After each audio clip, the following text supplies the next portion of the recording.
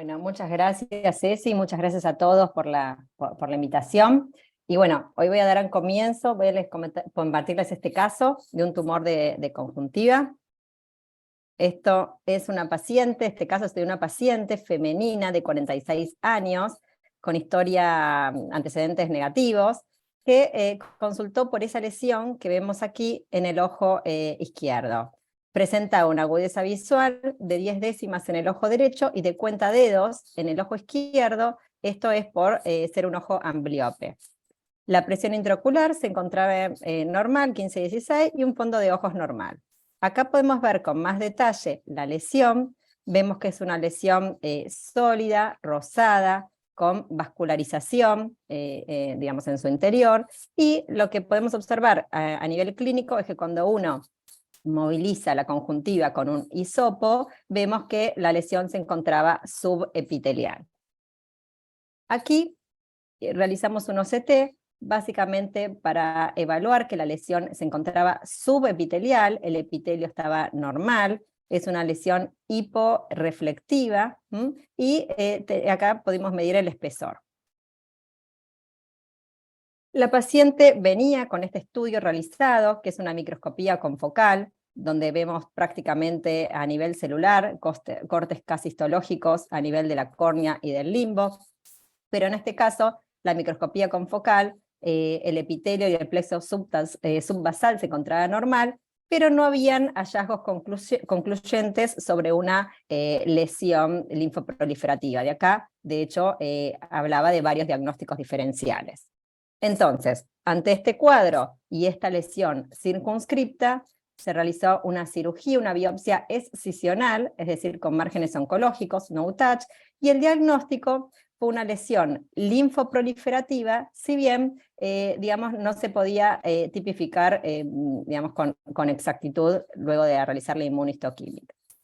Ante esto, igualmente, realizamos una resonancia donde se encontraba normal, y este es el control posoperatorio de la conjuntiva al año, y acá lo podemos ver con más detalle, donde no presentaba ninguna recurrencia y el estudio sistémico se encontraba negativo. A raíz de este caso, digamos, y para presentarles otra forma de presentación, acá podemos observar una paciente de 61 años, en este caso sí consulta con un cuadro de conjuntivitis de 3 meses de evolución sin respuesta al tratamiento. Podemos observar que tenía unas lesiones como unos folículos a nivel del fondo de saco. Se le dio tratamiento, pero no ha mejorado ni con corticoides ni con antiinflamatorios. Fíjense, el cuadro es bastante florido a nivel bilateral, acá podemos observar los folículos, y ante este cuadro se realizó una biopsia y el diagnóstico fue una hiperplasia linfoide reactiva.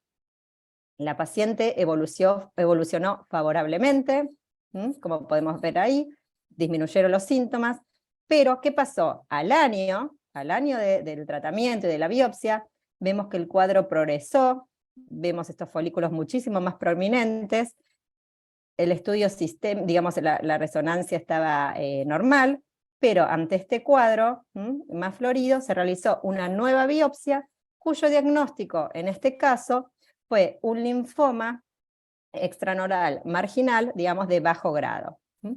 En la misma paciente, la diferencia de 1 año. Entonces, un poquito esto para introducir, recordemos que el linfoma conjuntival es un trastorno maligno, que puede generalmente, bueno, se producen los anexos, la conjuntiva puede estar afectada en un 25%, hay de bajo grado y de alto grado, pero por suerte los más frecuentes son los de la zona marginal extranodal, que en general son de bajo grado. Los factores predisponentes pueden ser desde inmunodeficiencia, enfermedades autoinmunes, infecciones, exposición previa a la radiación, y sobre todo, esto que quiero tener en cuenta es la hiperplasia linfoide reactiva puede inducir esta transformación maligna. La presentación es muy variada. Estos son todos casos que hemos visto en nuestro hospital, donde pueden ser desde lesiones en fondo de saco, lesiones a nivel ya más conjuntiva vulvar, más nodulares, más, digamos, más importante, con más vascularización, incluso en región de plica y carúncula, Y este caso es interesante porque es una paciente que tenía un linfoma difuso, que no es habitual tener un linfoma de alto grado, o no, por lo menos no es lo más frecuente.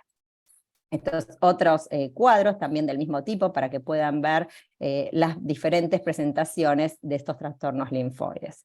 Y ahora bien, ¿cuáles son los diagnósticos diferenciales de un linfoma? Tenemos desde hiperplasia linfoide reactiva hasta amiloidosis, que todo esto se ve sobre todo con la anatomía patológica, con las tinciones, seguramente melanomas amelanóticos, pterigion atípico, papilomas, granulomas y carcinomas escamosos. Y si yo les muestro estas imágenes, fíjense, tenemos un paciente que tiene una hiperplasia linfoide reactiva y una de las otras imágenes es un linfoma. ¿Qué les parece? ¿Cuál corresponde al linfoma de conjuntiva? ¿La imagen A o la imagen B?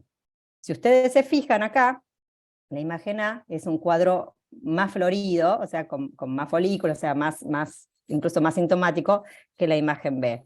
Pero el que era un linfoma es esta, la imagen B. Es decir, que con la clínica a veces uno no puede hacer el diagnóstico de este tipo de patología y es necesario realizar la patología.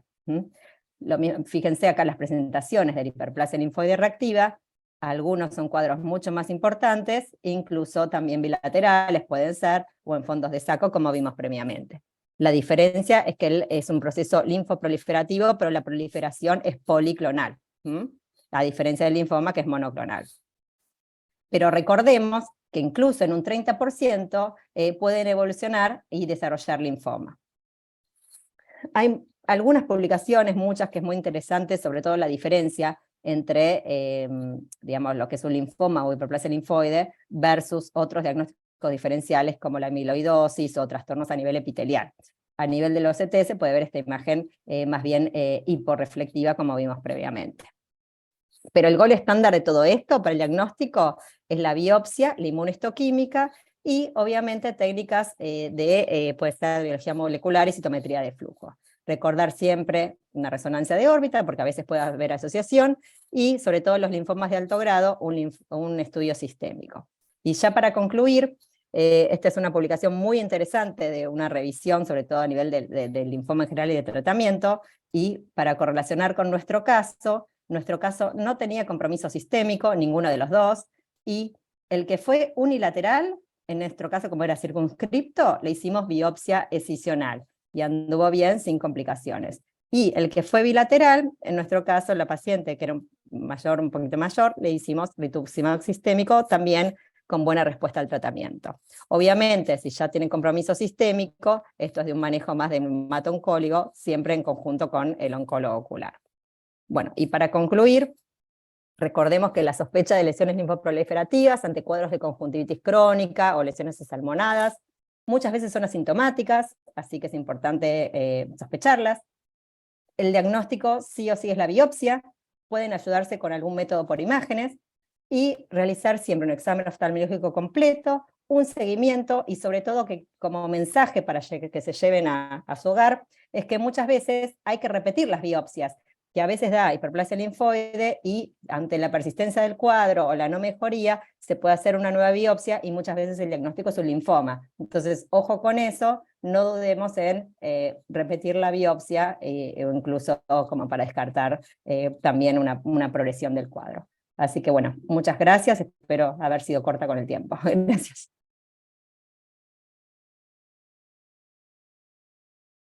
Estaba mucho bien, Caro. Tengo una pregunta. El segundo caso que mostraste, me gustaría saber si la primera biopsia se tenía inmunohistoquímica también o no. Sí, la Porque primera biopsia, sí, también tenía inmunohistoquímica y la proliferación fue policlonal, o sea, sí, no fue monoclonal como el linfoma después, pero como, digamos, persistió el cuadro, digamos, el año volvió a aparecer, incluso más florido, por eso ahí el diagnóstico fue un linfoma. tiene muchos casos que tiene como hiperplasia linfoide, después cambia para linfoma en tu clínica. Sí, la verdad que sí, tuvimos varios casos de este tipo, Por eso que como mensaje digo muchas veces, o por lo que he aprendido con mi experiencia, es de que hay que repetir las biopsias, sobre todo cuando el cuadro no termina de cerrar, digamos, o de mejorar la parte clínica. Y lo que hemos tenido, que no es habitual, que también lo repito, es una asociación de un linfoma, que generalmente los de alto grado se asocian con linfoma sistémico, pero en nuestro caso tuvimos una paciente que obviamente tenía que ser personal del hospital, y era un linfoma, digamos, de bajo grado, pero que terminó años después haciendo un linfoma sistémico, que no es lo habitual eso. Es que acá no hacemos como que inmunohistoquímica, las personas no hacen inmunohistoquímica como que una rutina. Entonces creo que es muy bueno este caso para recordarnos que necesitamos siempre hacer una inmunohistoquímica en estos casos porque es difícil de hacer este diagnóstico diferencial. Muchas veces está como una hiperplasia linfoide que no es, ¿sí? Muy buenas noches. Para mí es un placer presentar a la doctora Melina Morales. Ella es oftalmóloga, especialista en oncología ocular. Es jefa del Servicio de Oncología Ocular de la Escuela Paulista en Brasil y ha sido nuestra past president de la Pan American Ocular Oncology Society durante el periodo recientemente pasado. Un placer. Bienvenida, doctora Morales. Muchas gracias, María, y hola a todos. Es un gusto estar otra vez aquí con ustedes. Y bueno, solo para volver al caso de Carolina, yo creo que fue una presentación muy bonita y tuvo una revisión, ¿no? Al final muy interesante. Lo que me llamó la atención y que es, no sé si hay residentes por acá, pero no es una presentación típica, ¿no? De una lesión linfoproliferativa que es muy pequeña, muy circunscrita y perilimbar. Sabemos que perilimbar no es una cosa tan común para lesiones linfoproliferativas, ellas en general están en los fórnices, ¿no? Y bueno, me encantó la imagen de la Carolina, de la microscopía confocal, y yo creo que está igualito a la histología y no sé por qué no han colocado lesión linfoproliferativa como una posibilidad. Esto me pareció un poco raro, ¿no? Bueno, pero voy a presentar un caso que es, yo creo, simples, ¿no? Pero que hay un mensaje, creo, al final, y me gustaría también discutir con los otros ponentes y con las moderadoras y con el presidente Basil Williams en español. Me gustaría discutir sobre la conducta, ¿no? Frente a un caso como este. Es una paciente femenina de 51 años de edad que tenía una lesión hace 9 meses, según ella, pero dijo que 3 meses antes empezó a crecer muy rápido. Y ahí entonces ha pasado en un otro servicio a buscar atendimiento que no era de oncología ocular. Y aquí está la lesión. Creo que es una lesión a principio pequeña, ¿no? Tranquila, bueno. Y me gustaría mucho discutir la conducta solo para iniciar. Cecilia, si quería llamar a alguien para que podamos hablar del diagnóstico y de la conducta. Y para todos que están ahí, bueno, yo creo, en mi opinión, y creo que pasa a muchos, la oncología no tiene un protocolo estrictamente definido de cuál es la conducta en este tumor. Creo que podemos tal vez concordar que hay algunas maneras, ¿no? De tratar un carcinoma pequeño. Tal vez no este, pero en general, los carcinomas pequeños, hay muchas maneras de tratar. A veces un colega dice, quiero quimioterapia tópica. Otro colega dice, quiero hacer una cirugía. Y no hay algo errado ahí. No es que uno está cierto y el otro está errado, ¿no? Esto quería discutir, Cecilia. No sé si quieres que llame a alguien, pero para mí acá tenemos mucha dificultad con los colirios, entonces tenemos una preferencia para hacer cirugía en esos casos. Yo creo que es lo mismo allá con ustedes, Melina, pero no sé la experiencia de Maura, de Basil, no sé. Sí, muy bien, de lo que harían, ¿no? Frente a este tumor ahí. Entonces, usted ya indicaría la cirugía, entonces. Sí, normalmente, pero otras personas pueden hacer como que una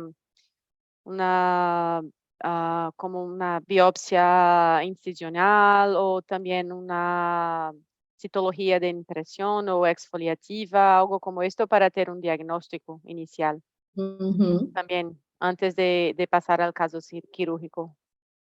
sí. ¿Y tú piensas que es un carcinoma, entonces? Sí, pero no tengo otras fotos, no sé el paciente, pero Sí. mirando esta foto pienso que sí, tiene como que vasos nutridores, tiene como que una lesión que es gelatinosa, no sé si esto que es amarillo, blanco, allá Es es queratina. queratina, entonces Sí, pienso sí que es un muy carcinoma bien. espinocelular. Sí, perfecto. ¿Y quién más está moderando? María, María Blanques.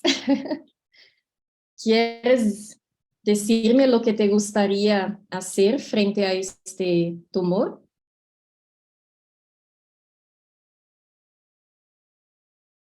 Eh, Mira, clínicamente a mí me gusta ver los pacientes de manera clínica porque a veces las imágenes fotográficas juegan una mala pasada, Sí. pero a primera impresión esto pareciera ser una ovular surface squamous cell neoplasia, probablemente dentro de la esfera de carcinoma escamoso o neoplasia intraepitelial.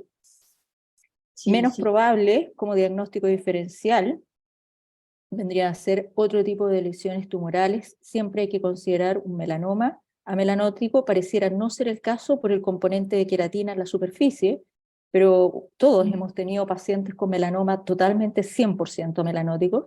Claro. Lesiones dentro del diagnóstico diferencial más raras, siempre las hay, pero desde el punto de vista clínico y por la edad de los pacientes, yo creo que Sí, es interesante, y por la gravedad, yo creo que es interesante descartar. Desde el punto de vista de historia clínica, a mí me parece interesante resaltar si es que tiene algún antecedente de inmunosupresión, sí, qué tipo de... perdón, déjame decir una cosa, yo fui mala, no esclarecí Ah, que no hay tricks en este caso, no estoy intentando hacer una, ¿cómo se dice? It's just what you see there, okay? It's a simple tumor, it's a healthy patient, 51 years old, and she has no systemic issues, she has no history of importance like smoking, other cancers, or sun exposure, HIV. No, it's sun uh, exposure, HIV, any kind of nothing like that. immunosuppression, or any history Yeah, of radiation or nothing chemotherapy. like that. There's Yeah, no trick. excellent. This Well, case surprised me in another way, and that's why I wanted to discuss just this tumor in a healthy patient, you know. But that's what you said. yeah, So yes. But as you know, that sometimes you have a clinical series, and even when my first, second, and third option is squamous cell carcinoma, yes, what I had the chances to have the last week, it was a patient, very similar condition, who had PUC, peripheral ulcerative keratitis. And the images will look very, very, very quite similar, but it's a completely different situation. But I am agree with Dr. Cecilia that my first priority should be excision biopsy, complete excision biopsy. It's alcohol keratectomy and excision biopsy of the tumor and cryotherapy and reconstruction. I don't think that there is a need of amniotic membrane, but should be by the first intention. And then finally, we should look at the orbital rim and also lymph nodes, even when this look like at first a small case, but you never know if there is some fornix or tarsus involvement or lymph node involvement. yes. great. There were no lymph node involvement, so esta paciente no tenía ningún linfonodo palpable y estaba muy bien de salud, ¿no? Y me encantó las respuestas de las moderadoras y bueno, trago este caso para discutir una cosa, principalmente yo sé que aquí hay muchos oncólogos oculares y hay muchas personas muy expertas, pero quiero que esto fue una cosa que yo observé y me enseñó aún más aquí, pero muy importante para los residentes y para los que no hacen oncología ocular, para los que hacen córnea y muchas veces reciben casos como este, ¿no? Una cosa que puede pasar. Voy a enseñar aquí este caso. Y miren, mi opinión aquí, frente a esto. Tengo un tumor que no es pigmentado, es amelanótico, tiene vasos nutricios, tiene una capa de queratina en su superficie, y una cosa que yo siempre digo, si hay una capa de queratina ahí, muy probablemente es ocular surface squamous neoplasia, o neoplasia escamosa de la superficie ocular, o carcinoma. So, queratina, amelanotic, vasos nutricios, posición perilimbar, ¿no? Una porción un poco gelatinosa, como dijo Cecilia, o sea, es neso, ¿ok? So, y lo que yo dice es, hay muchas posibilidades de tratamiento, no hay una regla muy clara de cómo tratar. No, si alguien dijera otra cosa, no estaría errado, pero una cosa que yo llamo atención, no es una lesión friable, no es una lesión móvil, ¿ya? Miren que es una lesión un poco más sólida, ¿ok? Esto es que llamo la atención para ustedes. Yo siempre presto muy atención cuando es una lesión sólida, más dura, densa, ¿ok? Entonces, ahí estaba en otro servicio que no era de oncología ocular y ellos que pensaron, vamos a solicitar exámenes y han solicitado, miren aquí, citología de impresión y VM. ¿Cuál es la gran cuestión en este caso? Esta es una paciente del sistema público de salud. No sé cómo es el sistema público de salud de sus países y de otras ciudades, pero a veces aquí con nosotros se puede demorar un poco para conseguir estos exámenes, ¿no? Y yo sé, es un tumor muy chiquito. ¿Qué pienso yo? Creo que ellos pensaban, vamos a pedir estos exámenes, a confirmar si es un carcinoma, y si el VM está tranquilo, hacemos la cirugía nosotros mismos, ¿no? No hay que derivar la paciente y encaminar la paciente a un sitio de oncología ocular para tratar. Creo yo, ¿no? Porque esto muchos oftalmólogos lo operan. Lo que pasa, esto fue octubre. Miren, la paciente consiguió sí hacer el VM, pero miren la fecha ahí arriba. Ella consiguió el examen en diciembre, 2 meses después.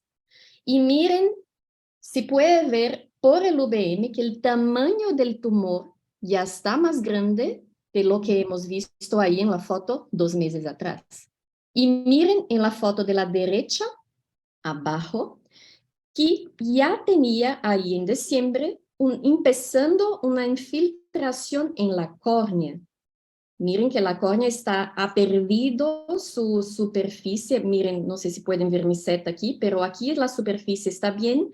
Y cuando llega aquí donde hay las medidas, miren que ya está adelgazada e irregular. O sea, está empezando una infiltración de la córnea y el tumor está más grande. La paciente sí después ha conseguido hacer la citología de impresión y bueno, ha confirmado lo que todos ya sabían, es un carcinoma. ¿Ya? Paciente ha volvido para ellos en enero, casi me olvidé cómo se dice, en enero, con los exámenes y bueno, era un carcinoma y bueno, citología de impresión, ya, VM, un poco de infiltración, pero el tumor ya estaba aún más grande. Y ahí entonces creo que pensaron, ya no podemos resolver esto. Y ahí sí pasaron a nosotros. Y así llegó la paciente. Y así llegó la paciente. Y así llegó la paciente. En 3, 4 meses. Creo que cuando ha llegado a nosotros era febrero, creo. Algo así, final de enero, febrero. Pero miren ustedes la situación de octubre a febrero, esto pasó con esta paciente. Y ahí yo me pregunto, ¿qué podemos aprender de este caso, ¿no? Y qué hay que pensar, porque miren, ahora tenemos un carcinoma que ha infiltrado el ojo, que ha compromisado la pared del globo ocular y que ha invadido la órbita. Y esta paciente ha tenido que ir para exenteración, no fue nucleación ampliada, fue exenteración. Y miren que tenía sí invasión de esclera hasta la coroides y también de tejido orbitario, ¿no? Entonces, fue un caso que ha evolucionado muy mal, muy mal. Claro que esto no es lo más común, hasta porque esta paciente no tenía inmunosupresión, era una paciente saludable, sus serologías eran negativas y no tenía otras comorbilidades. Bueno, y esto no es común, pero tenemos que saber que estas cosas sí pasan, ¿no? Y ahí yo pienso, no se puede, especialmente en el sistema público de salud, si no tiene seguridad de que la paciente va a conseguir hacer los exámenes muy, muy rápido y volver a usted muy rápido, ¿no? O al menos que ella tenga posibilidad de contacto con usted para decir, mire, todavía no conseguí mi examen, pero mira lo que está pasando, mi ojo está muy peor, ¿no? O sea, citología de impresión, y ahí es que digo, cuando no hay necesidad de hacer, y yo creo que biopsia incisional, citología de impresión, porque si uno entra a un quirófano a hacer una cirugía de biopsia incisional a un tumor pequeño como aquel, yo ya pienso, sácalo por entero. No hay por qué hacer una biopsia incisional en un tumor chiquito como aquel. Aquel tumor, mira, hasta María Márquez dijo, yo creo que no necesita membrana amniótica, porque era muy pequeño. Si sacas aquele tumor e haces sutura direta, listo, acabou, resolvido o problema do paciente, não? De tão pequeno que era. Y bueno, entonces es un caso que nos ha dejado muy mal de ver lo que ha pasado, ¿no? Para esta paciente, y por esto yo traje para discusión que citología de impresión en nuestro servicio, Cecilia ha pasado aquí, se puede lembrar, nosotros pedimos en poquísimos casos, y yo costumo pedir así cuando me han enviado un caso que yo no creo que es tumor. Yo creo que es una insuficiencia límbica que está simulando una lesión plana, o yo creo que es un leucoma, yo creo que no es un tumor, muy bien. Citología de impresión que me va a decir que no hay células atípicas, ¿no? En general es esto, porque el diagnóstico es clínico. Y bueno, si voy a hacer una biopsia incisional en el quirófano, no, ya saco por completo, ¿no? Ahí tengo mi diagnóstico y tengo el tratamiento de la paciente. Y UBM, en aquel caso, yo creo que también no era necesario, porque era un tumor muy pequeño, y si tenía alguna infiltración, sería una infiltración superficial que se podría resolver en la cirugía también, ¿no? O sea, en el sistema público de salud, solamente pedir. Yo creo, no sé para ustedes, mas Melina para mí es como que Yes. Frozen. Yes.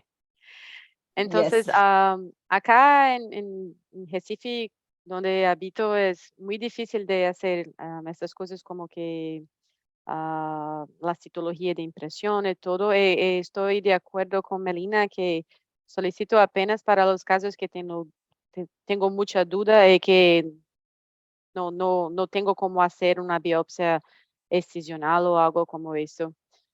Pero casos como estes que Melina ha traído hoy, son casos que son más comunes que pensamos, especialmente en lugares que no tienen mucha acceso a salud, ¿sí?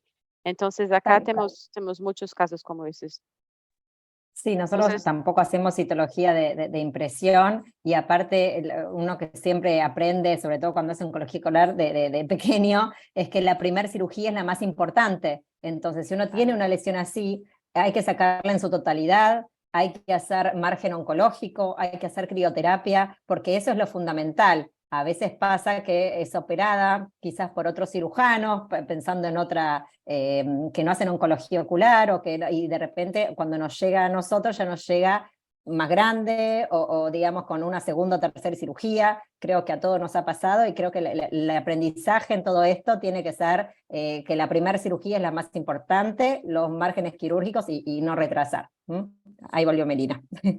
Listo, You perfecto. realized I did a spectacular exit at the end of the case, right? Thank you very much. Claro. Boom. No internet. Se pasó muy bien, Mel.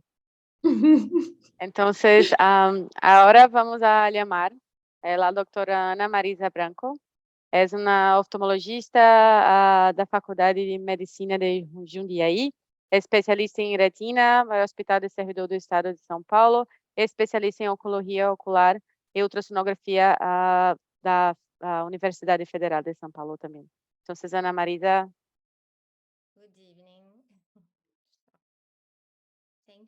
Muchas gracias por la presentación. Voy a dar la presentación en inglés.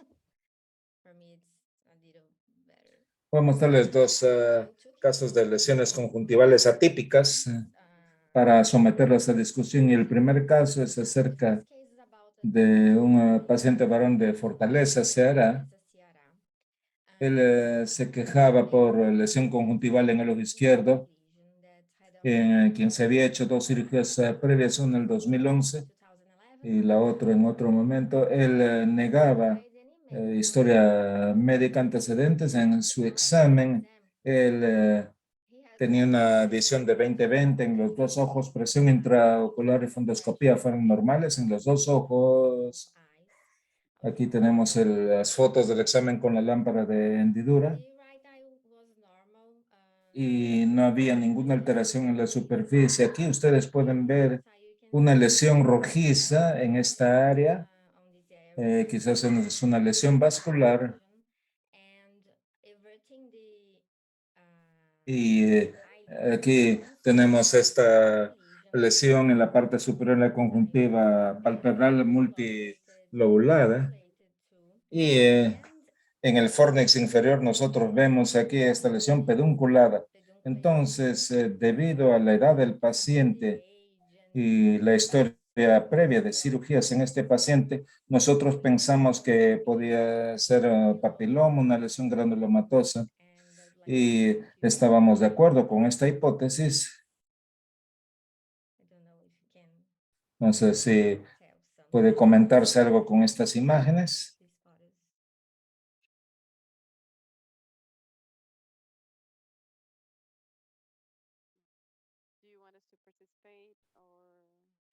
Simplemente para discutir. Estas son las hipótesis diagnósticas propuestas.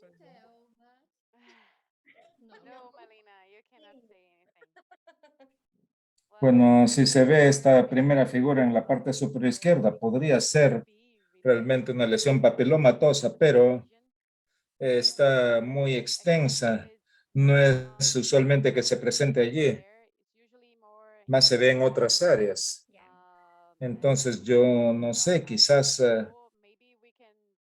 podría ser una sorpresa para nosotros, pero yo pensaría en eso. Hay lesiones cercanas, parece una infección micótica también. Bueno, decidimos hacer una biopsia excisional con crioterapia y en la cirugía esta lesión inferior desapareció, quizás debido a la limitación en los vasos sanguíneos. Aquí también había compromisos de la conjuntiva. Entonces, cuando se llegó a la patología, no era un granuloma, tampoco era un papiloma. Era una rinosporidiosis conjuntival, que es una infección causada por Rhinosporidium sebeli, que se considera que es un hongo de una clasificación incierta que se encuentra en climas tibios y tropicales. Su frecuencia es variable y se le considera como endémico en Sudamérica. La transmisión es por inhalación o inoculación en una ruptura de la piel. Y estas son las características de la patología. aquí con estas estructuras, con una reacción que no es granulomatosa, son lesiones vasculares y friables y el principal tratamiento es la excisión quirúrgica. Hay algunos reportes que mencionan el uso de Dapsona, pero eso no se recomienda. Por lo general el uso de estas medicaciones y lo trajimos porque se considera que es una lesión endémica, una patología endémica y fue el primer caso que se vio en nuestro servicio de esta rinosporidiosis conjuntival. Es más común encontrarla en la mucosa nasal, por cierto, y nos sorprendió realmente. Entonces yo no sé si Cecilia tiene algún comentario al respecto. Cecilia es la experta en estas patologías micóticas conjuntivales. Cecilia es la experta aquí en Brasil. He tenido algunos casos, por cierto, de rinosporidiosis, pero también otro hongo que es muy similar es la adiastromicosis. Estas se transmiten básicamente en la misma forma, contaminación directa y cosas así. Usualmente personas que trabajan en la agricultura y también eh, usualmente se va para la excisión, pero estos pacientes llegan al servicio de enfermedades infecciosas y ahí es donde se da tratamiento sistémico con agentes antimicóticos y nada específico que se encuentre en otra parte. Yo creo que no he visto casos nuevos en algunos años y lo típico acá es que difiere del virus del papiloma mono, ya que tiene estos puntos blanquecinos al interior de la lesión. Entonces, se necesita estar atento a estos puntos blanquecinos y una cosa que se puede hacer es la microscopía confocal.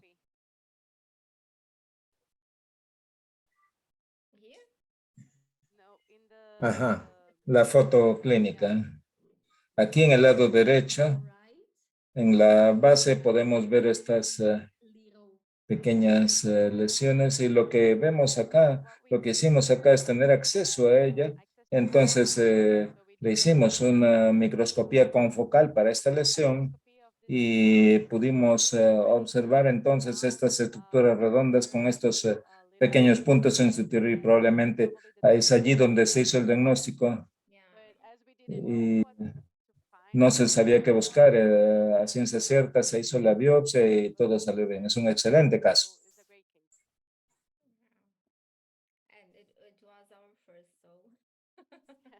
Ese fue el primero. El segundo caso es una mujer de 56 años de edad con un crecimiento de un tumor conjuntival en el ojo derecho en los últimos meses, con una menor agudeza visual.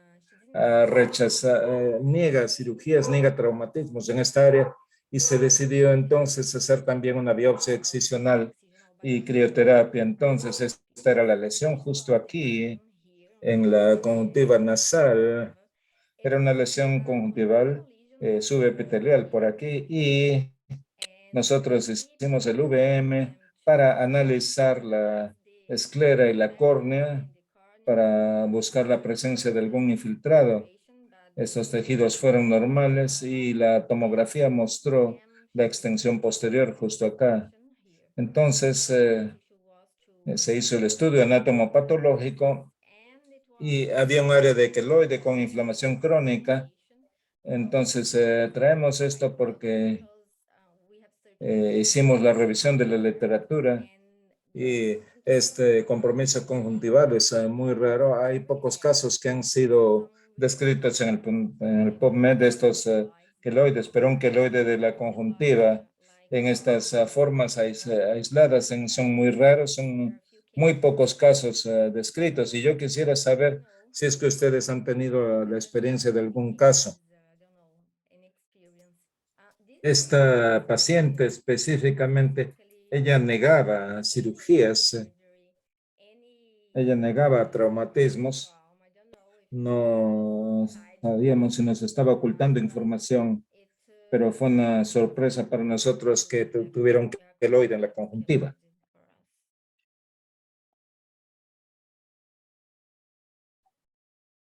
Nunca he visto estas lesiones conjuntivales de queloide. He visto algunas en la córnea, usualmente en chicos más pequeños. He visto algunas, un caso muy bonito.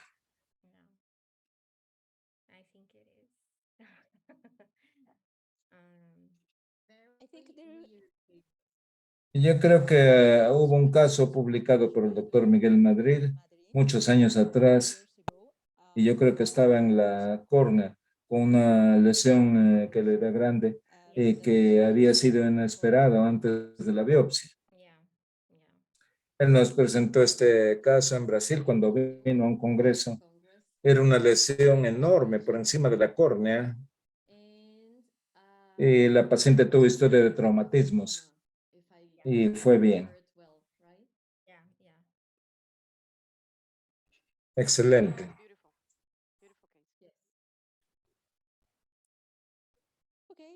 Bien, es un placer para mí presentar a la doctora Andrea Laito, es oftalmóloga de Foscal, es oncóloga ocular que fue entrenada en el Hospital Wilside y ahora está trabajando en la Fundación Oftalmológica Nacional en Santander, Fundación Oftalmológica. Muchas gracias, doctora.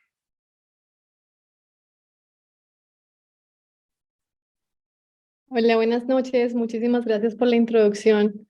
Y en serio que es un honor estar con este panel de mujeres tan talentosas la noche de hoy. Bueno, empecemos con mi caso clínico. Ella es una mujer de 58 años de edad, afroamericana, que refiere que tuvo un golpe accidental, le pegó una patada en la hemicara izquierda y después de eso empezó con todos los problemas oculares. Entonces ella fue vista por el optómetra, por el oftalmólogo en 3 ocasiones, la manejaron como una alergia, como una conjuntivitis alérgica, una infección, luego una escleritis anterior con aumento de la presión intraocular y fue remitida al servicio de retina para descartar que no tuviera nada en segmento posterior, que a propósito estaba todo muy normal.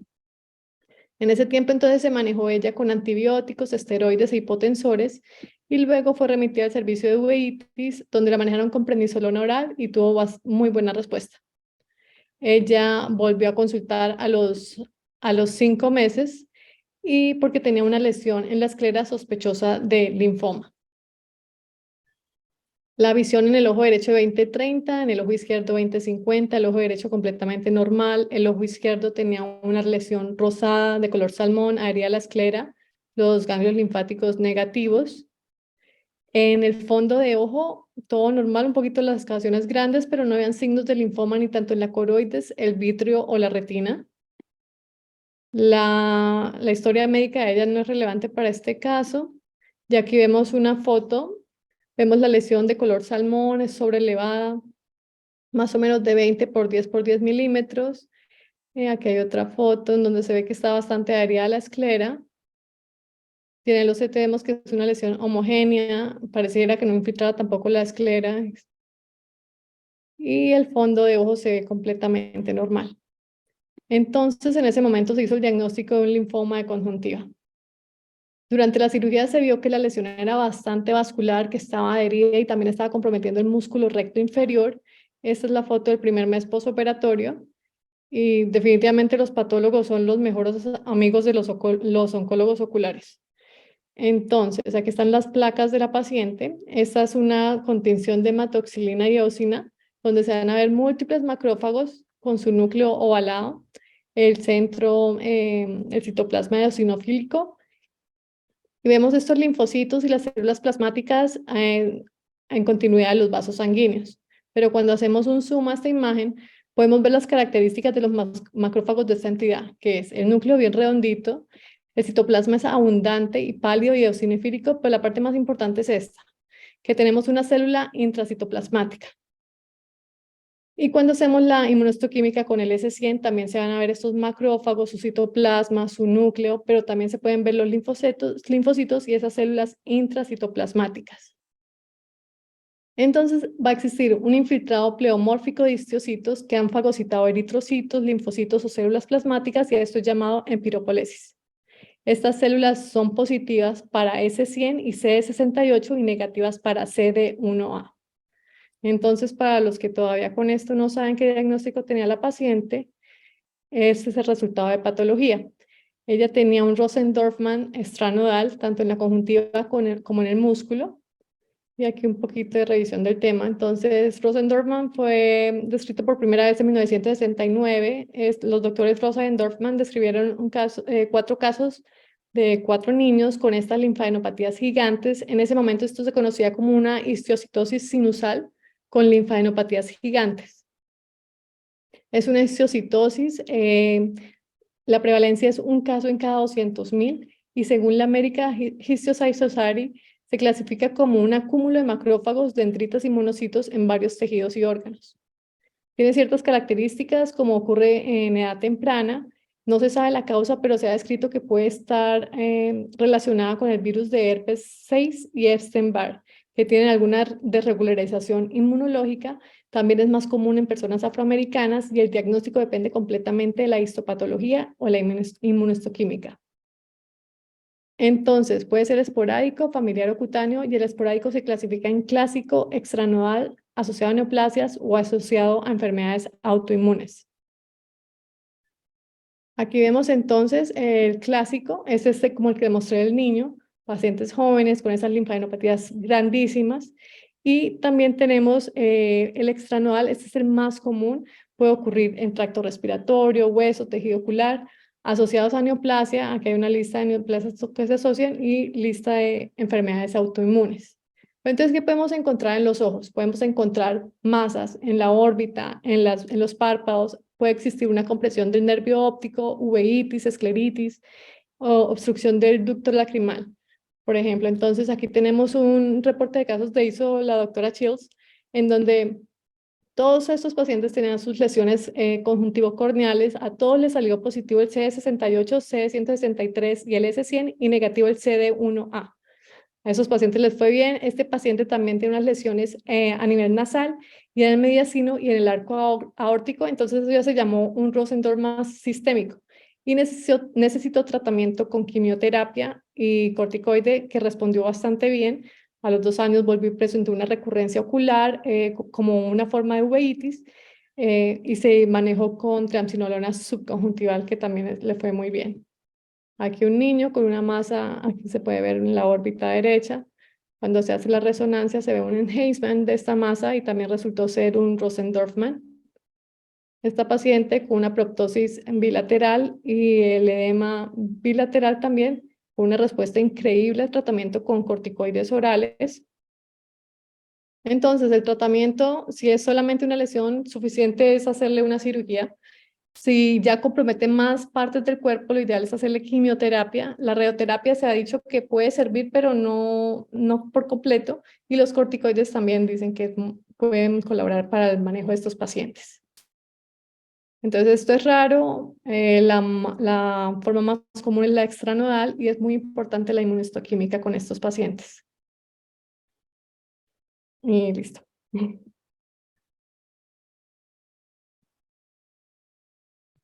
Perfecto. No creo que tengo visto un caso como este antes. No sé si los otros tienen experiencia con un caso como este. No sé si Basil, si Melina, si Dr. Karp, pero no tengo, es bellísimo. Sí, fue muy raro. En el año que yo estuve allá en Wills, fue la única paciente que llegó con este diagnóstico. No sé si qué tan común se lo hayan visto. Y miren qué interesante. Yo creo que esta masa estaba muy parecida al primer caso de Carolina Gentile, Sí, ¿no? Sí. Era muy similar. Sí, tal cual. La mía era más pequeñita, pero sí, muy similar, tal cual. De hecho, parecía un linfoma, tal cual. Sí. Yo he visto como 5 casos de Rosen-Dorfman en mi carrera. Normalmente es un poquito más amarillo. Este caso de Andrea es diferente porque sí, eso pareció mucho como color salmón, pero muchas veces el histiocytosis es un poquito más amarillo, pero hay que siempre tener eso en cuenta de que hay esa posibilidad y por eso lo mandaremos y hacerle con la biopsia. Pero muy interesante, muy excelente caso. Un masquerader. Gracias. Ok, entonces ahora, pero podemos hablar en español o en inglés con Dr. Karp. So I'd like to introduce her to our next presentation. So Dr. Carol Karp is an expert in the management of ocular surface tumors and anterior segment surgery. She designed protocols to study the drug in patients with ocular surface tumors and curing them of their cancer without surgery. In addition, she has innovated the use of high-resolution anterior segment OCT, which has helped to revolutionize advances in the management of ocular surface tumors. And she's a leader in the area of ocular surface oncology, and her research has produced numerous landmarks and articles, and her work has helped to change the standard of care of these lesions. So thank you very much, Dr. Karp, and here you go, your presentation. Thank you so much. Muchas It's really gracias. an Es honor un to placer be estar acá con among estos such líderes de amazing opinión. leaders. Shall I speak español o inglés? Como desean ustedes, ¿cuál es mejor? Como prefieres. En Me da igual. general, Dr. Carol, ellos prefieren que hable español. Ok, perfecto. Yo ya Entonces, hice esta pregunta. ok, muy bien. Entonces voy a compartir mi pantalla y disculpe que tenía que venir tarde. Mi hijo ha recibido una beca hoy día y había una ceremonia para él, so disculpe. Bueno, ustedes saben que la familia es número uno, eso. Las mujeres de Sudamérica más que todos. Bueno, ahora voy a compartir la pantalla.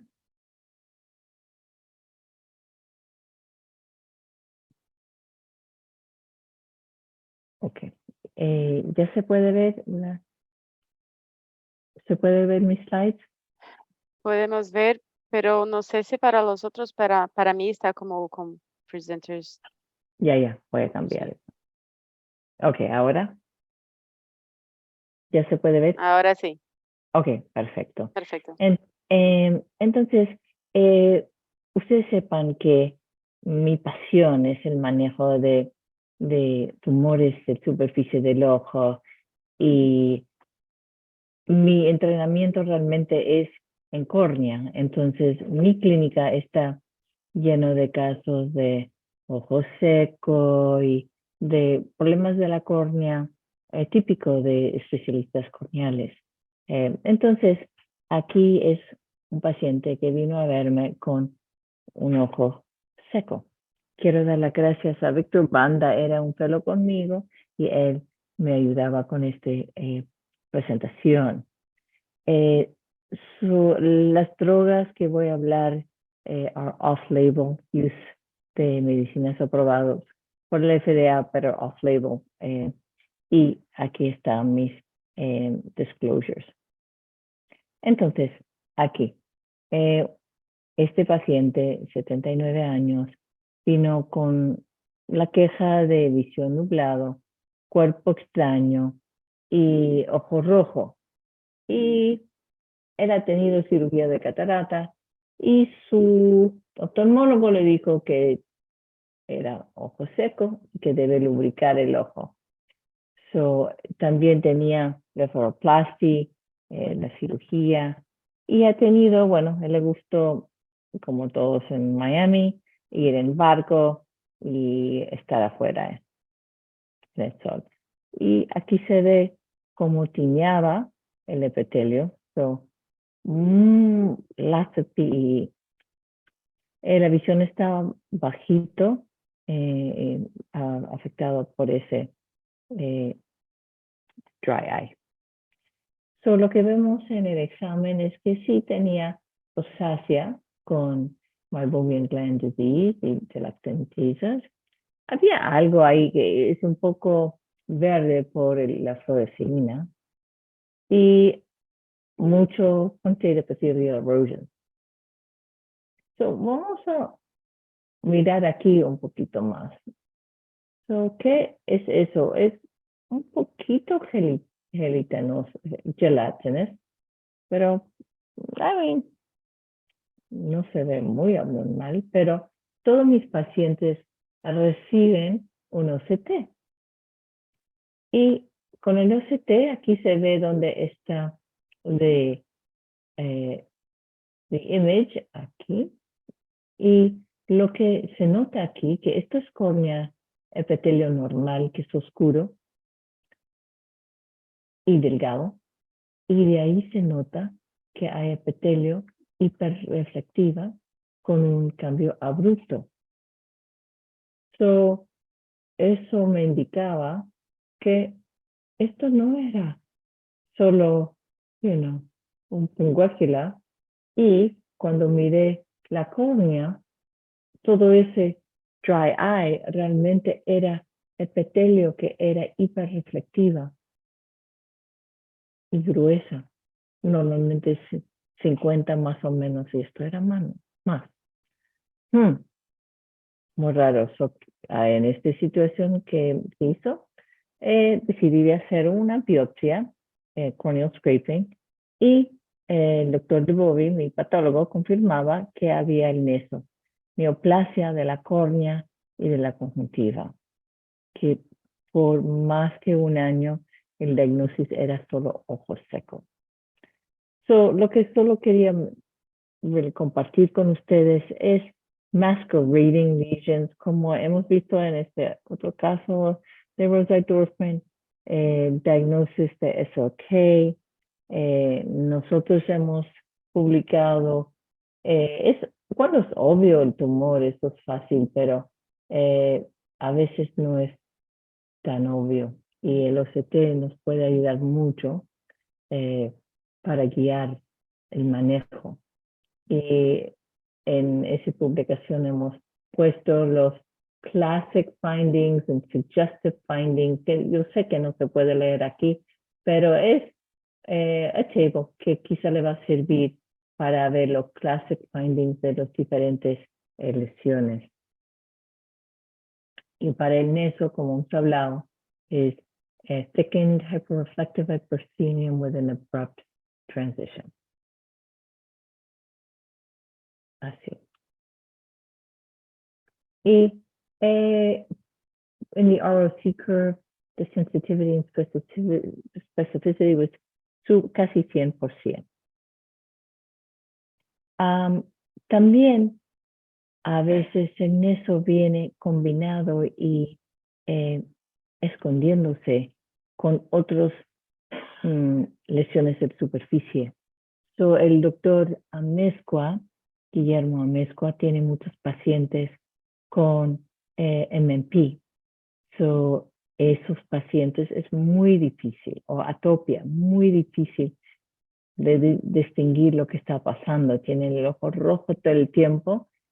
Y recuerde que inflamación de superficie del ojo también es un riesgo para neoplasia. So, en esos casos, muy útil de usar el OCT para ayudar a distinguir qué es un problema y qué no.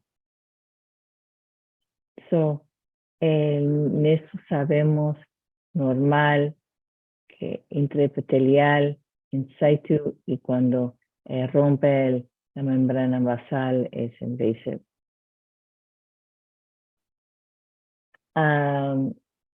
So, para mí es un parte de mi día que me guíe.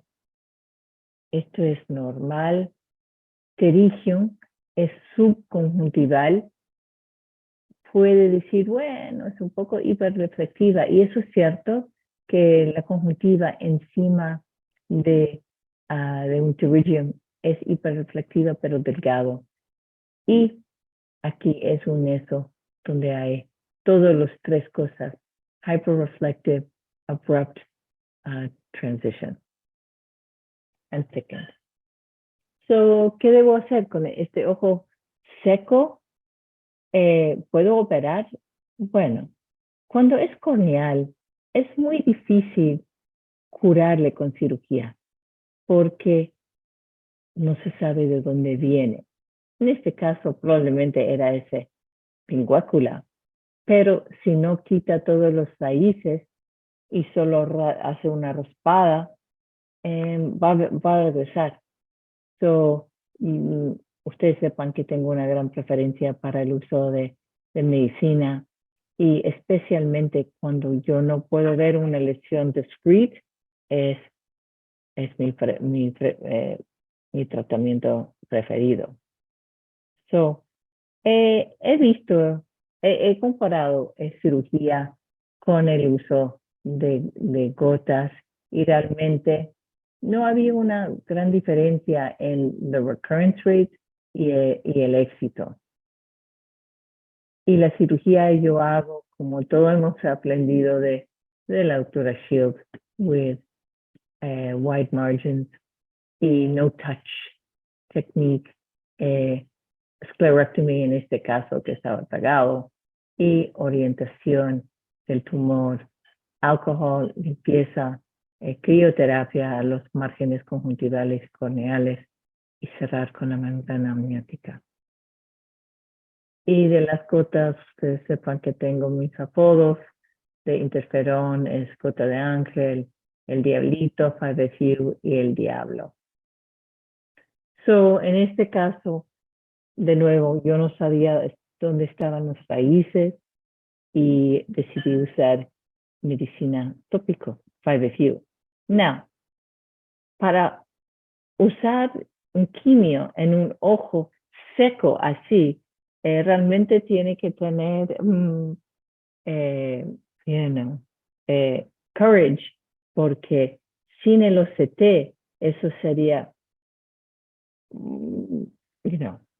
contraindicada. ¿Cómo se puede usar un quimio en ese ojo tan débil del epitelio? Pero realmente era cáncer. Aquí recuerdes de cómo era confirmado con la biopsia y el OCT. Y yo empecé con 5-fluorouracil. Yo lo uso una semana sí, 3 semanas off, 4 veces al día. Y yo pido que el paciente pone su dedo aquí para hacer punctal occlusion manual y muchas lágrimas artificiales. Y eso es como pareció después de 4 ciclos. El ojo así y el ojo así. Realmente era increíble cómo se mejoró el ojo. Y con el OCT aquí y de ahí el epitelio normalizado. Y la visión se mejoró a 20/25. Entonces los puntos importantes es que siempre piensa de los masqueraders, de que si es un dry eye que no mejora, si es muy asimétrico, usa el OCT para tratar de distinguir si es un masquerade. Si no están usando eso, es algo que me ayude mucho, me guíe. Y si no ha usado 5-fluorouracil, es súper fabuloso para el meso. Yo espero que el interferón va a regresar a una compañía que yo estoy ayudando. Eso eran los disclosures que va a regresar interferón a los Américas. Espero que pronto, porque eso es algo, sería mi preferencia si era disponible en vez del 5FU. Muchas gracias a ustedes. Gracias por la oportunidad de compartir este caso. Perfecto, doctora Karp.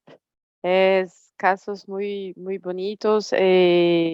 Acá también no tenemos mucha dificultad con interferón, pero en Argentina tuvimos allá en Buenos Aires para el Congreso, teníamos una persona allá que tenía interferón.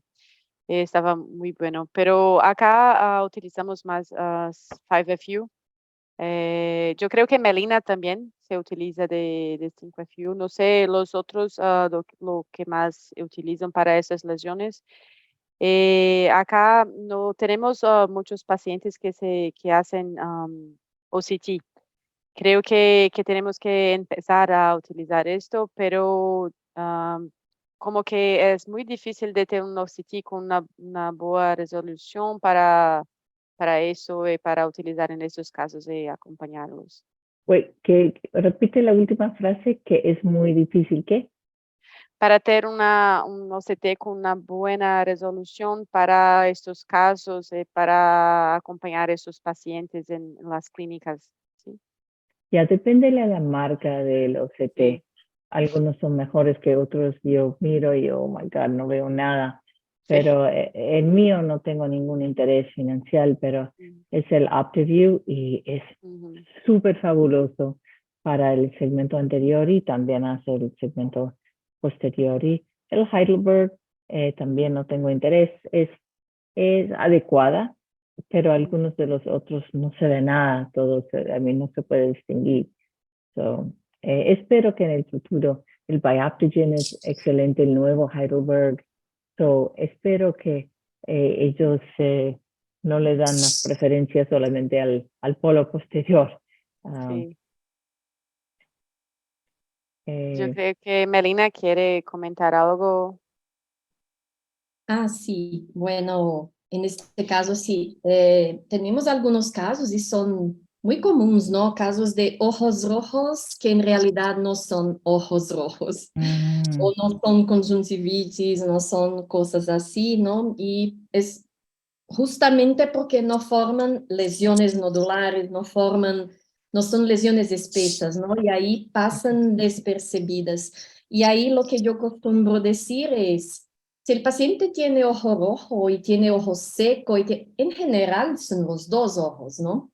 Entonces hay que sospechar cuando un ojo está muy diferente del otro, ¿ya? Porque ojo seco y conjuntivitis, estas cosas en general son los dos ojos.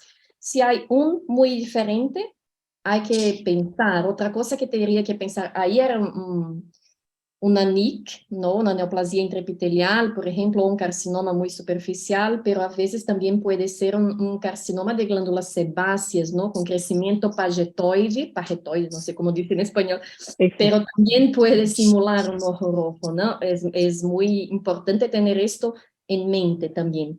Y ahí, si me permiten, muy rápido voy a compartir pantalla para enseñar lo que me gusta hacer, porque como Cecilia dice también, a veces el OCT no es fácil de conseguir, especialmente en los sistemas públicos de salud. En mi caso, estaba hablando justamente de esto más temprano, del problema que pasó de un paciente que pidieron citología de impresión UVM y tardó en conseguir, ¿no? Aquí pasa mucho esto. Entonces, aquí una cosa que nos encanta y es muy fácil y cuesta $20 la botella y dura como que un año o más, da para muchísimos pacientes, es el azul de toluidina, para confirmar el diagnóstico de una neoplasia de superficie ocular, neoplasia escamosa, y para delimitar muy bien sus márgenes, ¿no? Creo que aquí hasta hay otro caso, miren, o sea, es una cosa muy delgadita, muy superficial, que a veces uno tiene duda si es o no es un tumor, pero con el azul nos ayuda el diagnóstico y también a delimitar la lesión. Es una posibilidad más simple, más barata y que se puede llevar al quirófano y a todas las ciudades donde puedan trabajar, ¿no? Sí. Es excelente. Yo acabo de hacer una revisión de un manuscript que comparaba ese cintura con OCT y Impression Cytology. Y Oh, es nuestro. eso es, excelente idea y estoy súper feliz de ese estudio porque realmente funciona súper bien. Actualmente mejor a veces que Impression Cytology. So es algo que no necesite un experto y es súper, súper. Gracias por compartir eso. Muy fácil, está en todas partes y nos ayuda mucho. Y había una pregunta aquí sobre de Carolina, de cómo, qué hago yo cuando tengo que usar quimio en un ojo seco, que realmente es sensible. A mí, por supuesto, prefiero interferón, pero que no existe. So, yo uso, además de lubricación y geles y gotas, yo uso esteroides. Y a veces yo le digo gota por gota, una gota de quimio, una gota de esteroide, pero a veces no aguantan, pero eso es lo que hay que intentar. En mi caso no era ojo seco, pero muchas veces tienen ojo seco y no pueden aguantar el quimio. También el suero de sangre ayuda mucho porque eso es tratamiento para el ojo seco y ayuda al paciente de mantener, aguanta el tratamiento que necesita por el neso. Y a veces tengo que cambiar la frecuencia, que es algunos días, o así que, juggle a little bit. Gracias. Perfecto. Creo que la doctora María Mánquez quiere hablar algo. Sí. Hola, Carol. Siempre es un Hola, placer María. escuchar tus charlas. Súper claro, muy ilustrativo. Sí, quería Gracias, compartir María. acá en Chile, la doctora Daniela García ha desarrollado muy profesionalmente la técnica del plasma drops y ha resultado muy favorable en el manejo de pacientes que han estado con quimioterapia tópica. Entonces, yo lo he ocupado en varios casos y es bastante favorable.